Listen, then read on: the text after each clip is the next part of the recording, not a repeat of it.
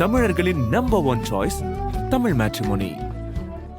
அடகில் இருக்கும் தங்க நகைகளை மீட்டு 10 நிமிடங்களில் பிரைம் கோல்ட் ஹப் மூலம் அதிக விலைக்கு விற்க 7997990028 தொடர்பு கொள்ளவும். செவ்வாய் நீசமானவங்களுக்கு பார்த்தீங்கன்னா இந்த வீடு கட்டணுங்கிற எண்ணம் ரொம்ப ஜாஸ்தியாக இருக்கும். இங்கே பிரச்சனை யாருக்குன்னா இந்த செவ்வாய் சனி, செவ்வாய் ராகு, செவ்வாய் கேது, செவ்வாய் நீசமானவங்க இவங்களுக்குலாம் பார்த்தீங்கன்னா வீடு கனவாகவே இருக்கும். அவங்க வாழ்க்கையின் லட்சியமே பார்த்தீங்கன்னா எப்படியாவது ஒரு வீட்டை கட்டணும். ஏன்னா அவங்க அது இந்த செவ்வாய் சனி இருக்கவங்களுக்கு பார்த்தீங்கன்னா லேபர்ஸால் பெரிய பிரச்சனை இருக்கும்.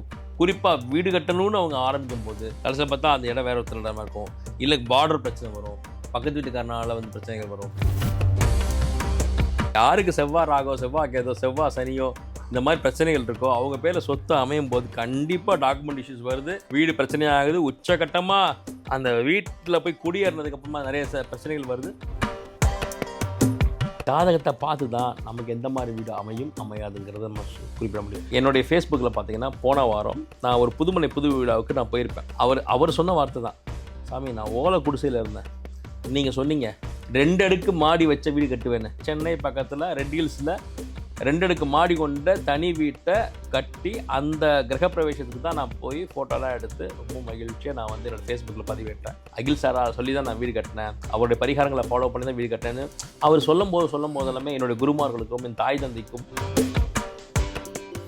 உலகெங்கிலும் இருக்கும் ஆன்மீக அன்பர்களுக்கும் ஆதன் ஆன்மீக நேயர்கள் அனைவருக்கும் பணிவான வணக்கமும் மனம் நிறைந்த வாழ்த்துக்களும். ஆன்மீகத்தில் நீங்கள் தேடி தேடி சென்றாலும் கிடைக்காத அரிய அற்புத விஷயங்களை ஆதன் ஆன்மீகம் உங்களுக்கு சிறப்பான நிகழ்ச்சிகளாக தந்துகிட்ருக்குது.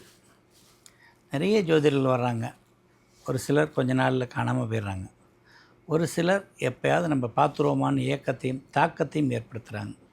ஏன்னா அந்த அளவுக்கு அவங்களோட கணிப்பு, அவங்க தொழிலில் வச்சக்கூடிய டெடிக்கேஷன் நம்மளை நம்பி தர்றது அவங்களோட ஜாதகத்தில் வாழ்க்கையை அவங்களுக்கு சிறப்பான வாழ்க்கையை ஏற்படுத்தி தரணும். ரொம்ப பெருசாக பயமுடுத்திடக்கூடாது. அவங்களுக்கு ஒரு ஆற்றுதலையும் தேற்றுதலையும் தந்து எப்படி அவங்கள முன்னேற்றிக்கலான்னு நம்ம வாழ்க்கையை அவங்க வாழ்க்கையாக நினச்சி சிறப்பான எதிர்காலத்தை ஏற்படுத்தி தர்றாங்க. அப்படி ஒரு ஜோதிடர் தான் அதிர்ஷ்ட ஜோதிடர் அகில் சித்தார்த் அவர்கள். ஒவ்வொரு நிகழ்வுலையும் நமக்கு பல பயனுள்ள தகவல்களை தந்துக்கிட்டு இருக்கிறாங்க. இன்றைக்கும் நமக்கான தகவல்களோடு நிலையத்தில் காத்திருக்கிறார். அவரை வணங்கி வரவேற்கலாம். வணக்கம். வணக்கம் ஐயா. இன்று என்ன சொல்ல போகிறார்? அதாவது எல்லாமே ஒரு மனுஷனுக்குள்ளே தான். பணம் கிடைக்கும் அப்படின்னா கோடி ரூபாய் போய் சேர்றவனுக்கும் அந்த பணம் தான், ₹1 ஏங்குறவனுக்கும் அந்த பணம் தான். இந்த காலகட்டத்தில் உங்களுக்கு பைசா வரக்கூடிய சூழ்நிலை வரும்னா அது வந்து ஏற்ற இறக்கங்கள் தேவைக்கு தகுந்தாப்புல மாடும் ஒழிஞ்சு, ஆனால் தேடுதலும் தேவையும் இருந்துக்கிட்டு தான் இருக்குது. மாறுதல்கள் கொஞ்சம் கொஞ்சம் இருந்துகிட்டு இருக்குது. நிறைய பேர் பார்த்திங்கன்னா ப்ராப்பர்ட்டி வாங்கணும், சொந்த வீடு, அதாவது குருவி கூட கூடில் தனக்குன்னு கூடு கட்டிக்குது, தனக்குன்னு வீடு வேணும்னு நினைக்கிற ஆட்கள் இருக்கிறாங்க. நீங்கள் எல்லாமே இந்த ஜாதகம் தான் முடிவு செய்துங்கிறீங்களே. யாருக்கெல்லாம் எனக்கு என்னங்க இருக்கிற நான் இஎம்ஐக்கு வந்து நான் வகை வகையாக வாடகை வீட்டில் குடியிருந்துட்டு போயிடுவாங்க, நினச்ச மாதிரி வீட்டில் இருந்துட்டு போயிடுவாங்கன்னு யாருக்கெல்லாம் தோணும்? இல்லைங்க, நான் இப்போ எவ்வளோ பெரிய இருந்தாலும் 10க்கு 10 என் பேரில் சொந்தமாக வாங்கிடுவேன் அப்படிங்கிற எண்ணங்கள்லாம் யாருக்கு வரும்? அதான் நண்பினர்கள் அன்பான வணக்கங்கள். எனக்கு வீடு கட்டணும் அப்படிங்கிறது அநேக பேருடைய கனவாக இருக்கும். சொந்த வீடு வாங்கணும், இல்லை சொந்த வீடு கட்டணும். எப்படி ஒவ்வொரு ஹோரோஸ்கோப்க்கு ஏற்ற மாதிரி அந்த எண்ணங்கள் மாறுபடும். நான் எப்போவுமே சொல்கிறது என்னென்னா, யாருக்கு ஒன்று வந்து நீசமாக இருக்கிறதோ அவர்களுக்கு தான் அந்த விஷயத்தை நம்ம அடைந்தே தீர வேணுன்ற வெறி இருக்கும். குரு நீசமானவர்கள் பார்த்திங்கன்னா பணத்தை சம்பாரிச்சே ஆகணும், பணம் இல்லைன்னா என்ன ஆகிறது, பணம் தான் ஆக்சிஜன் அப்படின்வாங்க. அதே செவ்வாய் நீசமானவங்களுக்கு பார்த்திங்கன்னா இந்த வீடு கட்டணுங்கிற எண்ணம் ரொம்ப ஜாஸ்தியாக இருக்கும். அதே ஒன்று உச்சமாக இருக்குன்னு வைங்க, பல நேரங்களில் அவங்களுக்கு அது கிடச்சிருது. அதிக எஃபர்ட் இல்லாமல் இல்லை அதிக அதை நினச்சி யோசிக்காமலே இருப்பாங்க, ஆனால் அது அவங்களுக்கு அமையும். ஒருத்தர் வாடகை வீட்டிலே இருப்பாருங்க, செவ்வாய் உச்சம்னு வச்சுங்களேன், வாடகை வீட்டில் இருக்கிறது சரி பார்த்துக்கலாம், நமக்கு வீடுன்னு ஒன்று அமையும் போது அமையட்டும், இந்த வீடு நல்லா தானே இருக்குது. அந்த வீடு வந்து அவங்களுக்கு வாடகை வீடாக இருந்தால் கூட ரொம்ப அழகான வீடாக, பிடித்தமான வீடாக, நல்ல ஹவுஸ் ஓனராக அமைஞ்சிரும். வீடு தேவையில்லை அப்படின்ற மைண்ட் செட்டில் இருப்பாங்க. ஆனால் அவங்களுக்கு என்ன ஆகும், ஒரு நிலம் அமையும், அப்புறம் வீடு கட்டுறதுக்கு நல்ல ஒரு இன்ஜினியர் அமைவாங்க. அந்த இன்ஜினியர் மூலமாக வீடு கட்டிடுவாங்க, குடி போயிடுவாங்க. நினைப்பாங்க, சார் நான் அதிகமாக பிளான் பண்ணவே இல்லை சார், நிறைய பேருக்கு வீடு வாங்குறதோ கட்டுறதோ கஷ்டம்னு சொல்கிறாங்க, எனக்கும் கொஞ்சம் பணம் சேர்க்கறதுல கொஞ்சம் சவால்கள் இருந்தது, ஆனால் வீடு சட்டு அமைஞ்சிச்சு சார், பரவாயில்லையே சார் அப்படின்வாங்க. அவங்களுக்குலாம் செவ்வாய் வந்து நல்லா சுபத்துவமாக இருக்கும். இங்கே பிரச்சனை யாருக்குன்னா இந்த செவ்வாய் சனி, செவ்வாய் ராகு, செவ்வாய் கேது, செவ்வாய் நேசமானவங்க, செவ்வாய் பலம் இழந்து 8ஆம் இடத்துல இருக்கிறது, இவங்களுக்குலாம் பார்த்திங்கன்னா வீடு கனவாகவே இருக்கும். அவங்க வாழ்க்கையின் லட்சியமே பார்த்திங்கன்னா எப்படியாவது ஒரு வீட்டை கட்டணும். ஏன்னா அவங்க அது விட்டமின் குறைபாடு மாதிரி. இப்போ ஒரு குழந்தைக்கு ஒரு குறிப்பிட்ட விட்டமின் கம்மியாக இருக்குன்னா அதுதான் தேடும். சில குழந்தை உப்பு எடுத்து சாப்பிட பார்த்துருக்கீங்களா? நமக்கு உப்பை போய் என்ன சாப்பிட்ற, அதுங்களுக்கு அப்படியே இருக்கும். சிலது மாங்காயை கடித்து சாப்பிடும், ரொம்ப பால் விரும்பி குடிக்கும், சிலது பால் குடிக்காது. இப்படி அவங்களுக்கு எது குறைபாடாக இருக்கோ, எது தேவையாக இருக்கிறதோ, எது கம்மியாக இருக்கிறதோ அதுதானே அந்த உட்கொள்ளும், நமக்கு தேடும். அதுதான் கிரகங்களுக்கும். இப்போ செவ்வாய் இது வீடுங்கிறது செவ்வாயை குறிக்கும். ப்ராப்பர்ட்டி, வீடு, சொந்த வீடு, இதெல்லாமே செவ்வாயோடைய காரகத்துவம் தான். அப்போ யாருக்கு இது ரொம்ப பெரிய தேவையாக இருக்கும் அப்படின்னா, அது சுபத்துவம் கம்மியாக இருக்கு இல்லையா, அசுப கிரகங்களோட சேர்ந்து இருக்கிறது, இல்லை மறைவு சாதத்தில் இருக்கிறது, டிகிரி அளவில் ரொம்ப கம்மியாக இருக்கிறது. டிகிரிங்கிறது பாகைன்னு சொல்லுவாங்க தமிழில், ஜோதிடத்தில் பாகை தான். அந்த பாகை முறைப்படி ஜோதிடம் பார்க்கும்போது எந்த கிரகத்தில் பாகை ரொம்ப கம்மியாக இருக்கோ அந்த கிரகத்தை தான் தேடிக்கிட்டே இருப்போம். அது உயிர் காரகத்துவமாக இருந்தாலும் சரி, அது வந்து பொருள் காரகத்துவமாக இருந்தாலும் சரி, அதை தேடும். இப்போ செவ்வாய் நீசமானவர்கள் பார்த்தீங்கன்னா, இப்போ நீங்கள் வீடு பற்றி கேட்டிங்க, ஏதாவது ஒரு துணை தகவலாக சொல்கிறேன். செவ்வாய்ங்கிறது அந்த அண்ணன் தம்பி, அங்காளி பங்காளி.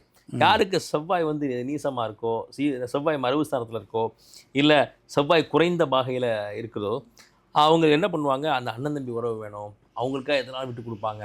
அவங்க எவ்வளோ காயப்படுத்தாலும் திருப்பி போய் அவங்களோட நிற்பாங்க. அவங்களுக்காக சகலத்தையும் கொடுத்துக்கிட்டு இருப்பாங்க. இவங்க சம்பாரித்து அவங்க கொடுத்துக்கிட்டு இருப்பாங்க. அது தவறுன்னு சொன்னால் கூட, இல்லை இவங்களுக்கு தவறுன்னு புரிஞ்சால் கூட அதை விட்டு தர முடியாது. பரவாயில்ல என் அண்ணன் தம்பி அப்படின்வாங்க. அப்போது இவர்களுக்கு வீடுங்கிறது எப்படி தெரியுமா இருக்கும், செவ்வாய் பலம் இழந்திருக்கவங்களுக்கு வாழ்க்கையின் குறிக்கோளாக இருக்கும். அவர்களுக்கு எப்படின்னா எந்த வீட்டை பார்த்தாலும் ஆசையாக இருக்கும். அவங்களுடைய கூகுளில் பார்த்து யூடியூப்பில் பார்த்தீங்கனாலோ, இல்லை கூகுள் சர்ச்சில் பார்த்தீங்கனாலோ, புது வீடு கட்டுவது எப்படி, இப்போ வீடு எங்கெல்லாம் விற்கிது, அவங்கக்கிட்ட வீடு வாங்குற அளவுக்கு காசு சேர்ந்துருக்காது. ஆனால் கூட லேட்டஸ்ட்டாக எந்தெந்த கம்பெனியில் எங்கெங்கே வீடு போட்டிருக்காங்க பார்த்து ஒரு சந்தோஷப்படுவாங்க. ஆமாம். இதில் ஆச்சரியம் என்ன தெரியுங்களா, இந்த செவ்வாய் பலம் இழந்து இருக்கிறவங்க, செவ்வாய் சனி, செவ்வாய் ராகு, செவ்வாய் கேது, இவங்களுக்குலாம் பார்த்தா ரியல் எஸ்டேட் பிச்சுக்கிட்டு அவங்களுக்கு கொட்டி கொடுக்கும். ஏன் தெரியுங்களா, அவங்க அந்த தொழிலை ரொம்ப பயபக்தியோடு பண்ணுவாங்க. ஏன்னா அவங்களுக்கு அது விட்டமின் டேப்லெட் மாதிரி இல்லை, செவ்வாயே போய் ஆக்டிவேட் பண்ணுற மாதிரி. முருகனோட பக்தனாக இருப்பாங்க, செவ்வாயோட அதிபதி அவர் தானே இல்லையா. அப்போ வேறு யார் ஒருத்தர் ரியல் எஸ்டேட் பண்ணுறதை விட அவர் ரியல் எஸ்டேட் பண்ணும்போது ரொம்ப கவனமாக பண்ணுவார், ரொம்ப பயபக்தியோடு பண்ணுவார், அவங்களுக்கு அள்ளி கொடுத்துரும். நீசம் பெற்ற கிரகத்தை நம் தேடி சென்று அதை வாரி அணைக்கும் போது அது நமக்கு அள்ளி கொடுக்கும். அப்போ பாருங்கள், அவங்க அந்த வீடு வேணுங்கிறதுக்கு வீடு அமையறதுல மிகப்பெரிய சவால் இருக்கும். அப்படியே எல்லாம் கூடி வீடு கட்டணும்னு போனாங்கன்னா அந்த லேபர் சாலை பிரச்சனை வரும். இந்த செவ்வாய் சனி இருக்கவங்களுக்கு பார்த்திங்கன்னா லேபர் சாலை பெரிய பிரச்சனை இருக்கும். குறிப்பாக வீடு கட்டணும்னு அவங்க ஆரம்பிக்கும் போது அவங்களுக்கு இந்த லீகல் ப்ராப்ளம் கூட வரதுக்கு சான்ஸ் இருக்கும். டாக்குமெண்ட்டில் ப்ராப்ளம், டாக்குமெண்ட் இட பிரச்சனைகள். அவங்க வாங்கும்போது அந்த இடம் வந்து அவங்க இடம்னு சொல்லி விற்றுருவாங்க. கடைசியில் பார்த்தா அந்த இடம் வேறு ஒருத்தர் இடமா இருக்கும். இல்லை பார்டர் பிரச்சனை வரும், பக்கத்து வீட்டுக்காரனால வந்து பிரச்சனைகள் வரும். அதை விட இன்னும் ஆச்சரியமானது, அந்த வீடு கட்டுற அந்த தொழிலாளிகள் இருக்காங்க இல்லையா, அவங்க பிரச்சனை பண்ணுவாங்க. இன்ஜினியர்லேருந்து, சித்தாள்லேருந்து, கொத்தனார்லேருந்து எல்லாரையும் கட்டி மேய்ச்சி அந்த வீட்டை கட்டுறதுக்குள்ளே போதும் ஆகிடும் சாமி. நான் பல ஜாதகர்கள் சொல்லுவேன், சாமி வீடு கட்டுங்க, ஆனால் வீடு கட்டுறதில் நீங்கள் ஈடுபடாதீங்க அப்படின்னு சொல்லுவேன். இல்லை சார், இது என் வாழ்நாள் கனவு சொல்லி ஈடுபடுவாங்க. அந்த வீடு கட்டிகிட்டு இருக்கும்போதே ரத்த கொதிப்பு, ப்ரெஷரு, பிபி, சுகர் வந்து மயக்கம் அடைஞ்சவங்களாம் இருக்கிறாங்க. காலே வீங்கிடும் சாமி. ஒருத்தருக்குலாம் அப்படி ஆச்சு, கால் வீங்கி கட்டு போட்டுக்கிட்டே மேற்பார்வை பண்ணிக்கிட்டு இருந்தார். இதெல்லாம் பார்த்துப்பட்டு தான் வீட்டை கட்டி பார், வீட்டை கட்டி பார் அப்படின்னு சொன்னது காரணமே பலருக்கும் இந்த செவ்வாய் வந்து ஒரு சவாலான ஒரு கிரகமாக தான் இருக்குது சாமி. அப்போது வீடு என்றளவும் ஒரு கனவுக்கு நிகரானது தான், ஒரு ட்ரீம் தான் பலருக்கும். அப்போ யாருக்கு வீடு ஈஸியாக அமையும்னா, செவ்வாய் பலமாக இருக்கிறவங்களுக்கு அதிக சிரமம் இல்லாமல் அவர்கள் சற்றும் எதிர்பாராத நேரத்தில் வீடு அமையும். ஒரு பையனுக்கு செவ்வாய் பலமாக இருந்துச்சு சாமி. அவன் காலம்புறமாக வந்து வாடகை வீட்டில் தான் வாழ்ந்துட்டு இருந்தான். நான் இது டெஸ்ட் பண்ணுறதுக்காக கேட்டேன். கண்ணா உனக்கு வீடு கட்டணுன்ற ஆசையெல்லாம் இல்லையா, நீ வந்து சின்ன வயதுலேருந்தே வந்து வாடகை வீட்டிலே வாழ்ந்துட்டுருக்கியே, இப்போ ஒரு நல்ல ஒரு ஐடி கம்பெனியில் வேலைக்கு போயிட்ட, ஒரு லோனுக்குன்னு போட்டு ஒரு ஃப்ளாட் வீட்டை வாங்கிட்டேன்னா அது இஎம்ஐ கட்டிக்கலாம்ல, உனக்குன்னு லைஃப்பில் ஒரு வீடு அமைஞ்சிடல. இல்லை சார், நமக்கு அப்படியே நான் சின்ன வயசுலேருந்து வாடகை வீடு தான், ஏரியா ஃப்ரெண்ட்ஸு, நான் அவங்க வீட்டு எங்கே சார் போவேன், பார்த்துக்கலாம் சார், நமக்கு இப்போ சௌகரியமாக தானே இருக்குது வீடு, ஓனர் கூட நல்ல ஓனர் சார், வீட்டு பக்கமே வரமாட்டார், நாங்கள் ஜிபேயில் போட்டு விட்ருவோம், கிட்டத்தட்ட எனக்கு சொந்த வீடு மாதிரி தான் அப்படின்னு சொன்னான். ஆனால் அவன் செவ்வாய் பலமாக இருக்குது. சரி, இவனுக்கு எப்படி சொந்த வீடு அமைய போகுது, ஏன்னா அவன் சம்மந்தப்பட்ட ஆளே சொந்த வீடு வாங்க தயாராக இல்லை. அப்போ என்ன ஆச்சு, அவனுக்கு கல்யாணம் ஆச்சு சாமி. அந்த கல்யாணத்துக்கு நான் தான் பொண்ணு பார்த்து வைக்கிறேன், பொருத்தம்லாம் பார்த்து கொடுக்குறேன். கொடுத்ததுக்கப்புறம் அந்த பொண்ணு என்ன பண்ணுச்சு, வரும்போதே அது சொல்லுது, இல்லைங்க நம்ம தனி கொடுத்துன போகலாம், இந்த வீடு வந்து கொஞ்சம் சிறுசாக இருக்குது, ஆல்ரெடி உங்கள் அண்ணா ஃபேமிலி இருக்கிறாங்க, நம்ம தனியாக வீடு எடுத்து போகலாம் அப்படி சொல்லும்போது இவன் சரி ஓகே பக்கத்துலேயே இன்னொரு வீடு வாடகை பிடிக்கல. எதுக்குங்க வாடகை, உங்களுக்கு என்ன இந்த ஏரியா விட்டு போகக்கூடாது அவ்வளோதானே, இந்த ஏரியாவிலே பக்கத்தில் ஒரு நல்ல அப்பார்ட்மெண்ட் வந்து விலைக்கு வருது, நம்ம 2 பேர் தான் ஒர்க் பண்ணுறோமே, ஒரு லோனை போடுவோம் அப்படின்னு சொன்னோன்னே சரி ஓகே புது ஒய்ஃப் சொல்கிறாங்களே அப்படின்னு சொல்லிட்டு அடுத்துதான் ட்விஸ்ட்டு. இவங்க 2 பேர் தன்னோட சேமிப்பு எடுத்து வைக்கிறாங்க. இவங்ககிட்ட சேமிப்புலாம் இருக்குது, ஆனால் கூட அந்த வீடு வாங்கணும்னு நினைக்கல, சேமிப்பு வச்சுருக்கிறான். இந்த பையனோட சேமிப்பு அந்த பொண்ணோட சேமிப்பு போடுறாங்க. பேரண்ட்ஸ் 2 பேர் வராங்க, சரி ஒரு வீடு அமையுதே அப்படின்னு சொல்லிட்டு 2 சைடு பேரண்ட்ஸும், எங்கள் பையனும் தானே வாழப்போகிறான், உங்கள் பொண்ணு தானே வாழப்போகுது, வாங்க ஆளு கொஞ்சம் போடுவோம், நம்ம எல்லாம் சேர்ந்து பெரியவங்கலாம் சேர்ந்து இந்த பசங்களுக்கு வீடு அமைச்சு கொடுப்போம், சிறு வயதிலே அவங்களுக்கு வீடு அமைஞ்சிட்டா நல்லா இருக்குமேன்னு சொல்லிட்டு சொந்தமாகவே வாங்கி பால் காய்ச்சிட்டாங்க. அதுக்கு எனக்கு கூப்பிட்றான், சாமி நீங்கள் சொன்னீங்க வீடு அமையுன்ட்டு, எனக்கு வீடு அமைஞ்சிருச்சு பாருங்க, நான் எந்த ஸ்டெப்பும் எடுத்து வைக்கல, கொஞ்சம் பணம் சேர்த்து வச்சுருந்தேன், அப்புறம் ஒய்ஃப் வந்து அவ பணத்தை போட்டா, மாமனார் அவங்க கொஞ்சம் பணம் போட்டாங்க, எங்கள் அம்மா கிட்டல எங்கே பணம் இருந்துச்சுன்னு தெரியல, நான் கேட்டேன் இவ்வளோ பணத்தை எங்கேமா வச்சுருந்தேன், லோன் எல்லாமே போட்டு வாங்கிட்டாங்க சார். ஓரளவுக்கு சிறிய வீடு தான், பட் இருந்தாலும் அவனுக்கு சொந்தமாக ஃப்ளாட் அமைஞ்சிருச்சு. அதை பார்த்துட்டு தானே ஜோதிடர் கேட்டார், உனக்கு வீடு அமையணுமே ஏன் என்ன அமைச்சிக்காமல் இருக்குன்னு கேட்டீங்க. பொண்ணு பாருங்கள் எவ்வளோ மேன்மையானது. இல்லைங்க எனக்கு வந்து உங்கள் பேர்லேயே இருக்கட்டும்ங்க, நம்ம 1000 பேர் காசு போட்டால் கூட இந்த வீட்டு பத்திரம் உங்கள் பேரில் தான் இருக்கணும், அப்போ தாங்க எனக்கு மரியாதை, நீங்கள் என் பேரில் ஒரு வீட்டில் நீங்கள் இருக்கக்கூடாது. அந்தளவுக்கு அப்போ எப்படிப்பட்ட மனைவி அமைகிறாங்க. ஸோ அந்த செவ்வாய் பலமானவங்களுக்கு அப்படி சட்டுன்னு வந்து அந்த வீடு அமைஞ்சிடும். அதாவது யார் பேரில் ஃபேவராக இருக்கோ அவங்க பேரில் ஜாதகம் பார்த்து பண்ணிக்கிறது நல்லது. சில பேருக்கு போணுச்சுன்னா ப்ராப்பர்ட்டி சில இதில் ஏதாவது விற்கின்ற சூழ்நிலையெல்லாம் வந்து. ஆமாம், யாருக்கு செவ்வாய் ராகோ, செவ்வாய் கேதோ, செவ்வாய் சனியோ இந்த மாதிரி பிரச்சனைகள் இருக்கோ அவங்க பேரில் சொத்து அமையும் போது கண்டிப்பாக டாக்குமெண்ட் இஷ்யூஸ் வருது, வீடு பிரச்சனையாகுது, உச்சகட்டமாக அந்த வீட்டில் போய் குடியேறினதுக்கப்புறமா நிறைய பிரச்சனைகள் வருது, வீடையை வித்துடுறாங்க. இன்னும் பல பேர் பார்த்திங்கன்னா சொந்த வீட்டை வாடகை விட்டு இவங்க வாடகை வீட்டில் இருப்பாங்க. இதெல்லாம் நம்பவே முடியாது. ஒரு சென்னையின் மத்திய பகுதியில் கீழ்ப்பாக்குன்னு நினைக்கிறேன், அந்த இடத்துல அவங்க சொந்த வீடு இருக்குது, ஆனால் அதை வாடகைக்கு விட்டுட்டு இவங்க அதை விட கொஞ்சம் தள்ளி வெளில போய் வாடகை வீட்டில் இருக்காங்க. கேட்டால் இல்லை அந்த வீடு எங்களுக்கு ஆகலை, ஏதோ ஒரு டென்ஷனாகவே இருந்துச்சு, அதனால தான் நாங்கள் வேறு வீட்டுக்காவது போயிடலாம் வாடகை வீட்டுன்னு சொல்லி வாடகை வீட்டில் இப்போ நிம்மதியாக இருக்கும் அப்படின்னு அந்த வீட்டை வேறு யாருக்கும் வாடகை விட்டுட்ருக்காங்க. வீடுங்கிறது சாதாரண விஷயம் இல்லை, நம்ம வாழ்வில் மிக முக்கியமான அங்கம், ஜாதகத்தில் ஜோதிடத்தில் மிக மிக முக்கியமான அங்கம். ஒருத்தருக்கு வீடு வெற்றியை கொடுக்கும், ஒருத்தருக்கு வீடு வந்து பிரச்சனையை கொடுக்கும். அது மாதிரி பிரச்சனைக்காக நீங்கள் சொந்த வீட்டை காலி பண்ணி போங்கன்னு சொன்ன ஆட்கள் இருக்காங்களா? நாம் என்ன சொல்கிறது சார், என்ன தான் நம்ம ஜோதிடர் இருந்தால், இல்லை நீங்கள் பரிகாரமாவது சொந்த வீடாக இருந்தால் கூட நீங்கள் பிரச்சனை தேரணும்னா நிறைய சொல்லியிருக்கேன். மாற்றம் வந்திருக்கு அவங்க. கிட்டத்தட்ட நமக்கு தெரிஞ்சிடும் இவங்களுக்கு அந்த வீடு தான் பிரச்சனையை கொடுத்துக்கிட்டு இருக்குன்னு. அதை ஆனால் நம்ம நேரடியாக சொல்லாமல் இப்படி வந்திருக்குமே அப்படி வந்து சொல்லும்போது மெல்ல மெல்ல மெல்ல மெல்ல சாமி நீங்கள் சொன்னதெல்லாம் கரெக்டு, இப்போ அது சொந்த வீடுங்கிறக்காக பிடிச்சி கட்டி இழுத்துட்டு இருக்க வேண்டியிருக்கு, யாராவது சொல்லுவாங்களோன்னு சங்கடமாகவும் இருக்குது. ஏன்னா சொந்த வீட்டை விட்டு வாடகை வீட்டில் இருக்கீங்களா, என்னென்ன இப்படி இருக்கிறீங்களேன்னு யாராவது கேட்டுருவாங்களோன்ற ஒரு தயக்கத்துக்காக பிடிச்சி இழுத்துட்டு இருக்கேன். நீங்கள் ஒரு வார்த்தை சொல்லுங்கள், நாங்கள் இதை விட்டுட்டு வாடகை வீட்டுக்கு போயிடும், அதைத்தான் நான் சொல்லணும்னு நினச்சேன். தயவு செஞ்சு ஒரு பரிச்சாத்திய முறையிலாவது ஒரு 6 மாத காலம் நீங்கள் தனியாக வேற ஒரு வீட்டில் வாடகை வீட்டில் போய் இருங்க, இந்த பிரச்சனைலாம் சால்வ் ஆகுதான்னு பாருங்கள், அதுக்கப்புறம் இந்த வீட்டை என்ன பண்ணலான்றது முடிவு பண்ணலாம் அப்படின்னு சொல்லும்போது ஒரு தீராத ஒரு பிரச்சனை அவங்க உடம்புல இருந்துச்சு அந்த வீட்டு பெண்மணிக்கு. அந்த வீட்டுக்கு வந்ததுக்கப்புறம் தான் அவங்களுக்கு அந்த பிரச்சனை வருது.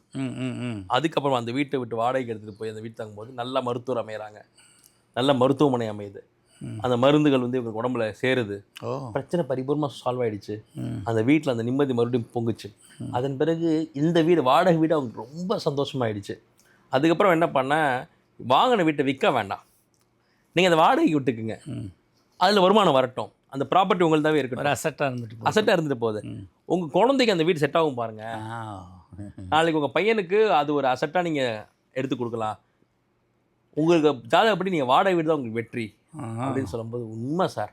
வாடகை வீட்டில் இருக்கும்போது அருமையான ஹவுஸ் ஓனரு, அருமையான வாழ்க்கை சார், நிம்மதியாக இருந்தோம்னு சொன்னாங்க. எங்கே போனாங்கன்னா திருப்பி அதே ஹவுஸ் ஓனர் வீட்டுக்கே போனாங்க. அந்த ஹவுஸ் ஓனர்னு பாருங்கள், உங்களை மாதிரி ஒரு டெனன்ட் கிடைக்க மாட்டாங்கன்னு நான் வந்து யாருக்கும் விடாமல் வச்சுருந்தேன். ஆனால் நீங்களே திருப்பி வருங்க நான் நினைக்கல சொந்த வீடு விட்டு. பட் ஏதோ பிரச்சனைன்னு சொல்கிறீங்க, எங்கேயும் போகாதீங்க, நம்ம வீடு இருக்கு உங்களுக்காகவே, நீங்கள் வந்து இங்கே குடியிருங்கன்னு சொல்லி இன்னைய வரைக்கும் அந்த வாடகை வீட்டில் தான் வாடகை கட்டிகிட்டு இருக்காங்க. அந்த புது வீடும் வந்து வேறு ஒருத்தருக்கு அது நல்ல வீடாக அமையுது. ஒரு புது டெனண்ட்டுக்கு அந்த வீடு வெற்றிக்கிற மாதிரி இருக்குது. அவங்க நல்ல நேரத்துக்கு ரெண்ட் கொடுக்குற ஒரு பர்சனாக இருக்கிறாங்க, நல்ல குடும்பமாக இருக்கிறாங்க, அந்த வீடு நல்லா ஃப்ளாரிஷ் ஆகிட்டு இருக்கு, இவங்க நல்லா வாழ்ந்துட்டு இருக்கிறாங்க. ஸோ ஒரு சிலருக்கு வாடகை வீடு தான் வெற்றி. அதை மீறி அவங்க சொந்த வீடு வாங்கினா கூட அவங்களுக்கு பிரச்சனையை கொடுக்கும். அந்த மாதிரி ஆட்கள் வந்து ப்ராப்பர்ட்டிஸாக ரைஸ் பண்ணிக்கலாம்.